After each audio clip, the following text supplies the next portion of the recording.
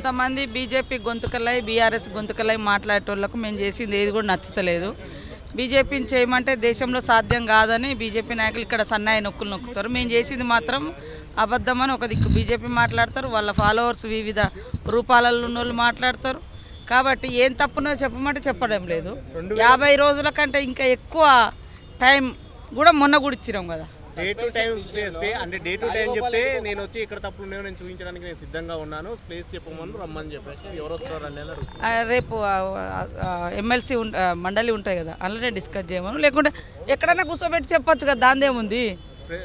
2011లో రాహుల్ గాంధీ ఏ విధంగా అయితే అప్పుడు మన్మోహన్ ప్రభుత్వం పైన ఏ విధంగా అయితే కాగితాలు చించేశాడో నేను కూడా ఇప్పుడు అదే చేశాను. తప్పేముంది, అప్పుడు రాహుల్ గాంధీ చేస్తే తప్పు కాదు కానీ నేను చేస్తే తప్ప. రాహుల్ గాంధీతో పోల్చుకునే రాత ఆయనకు లేదు ఆ రోజు.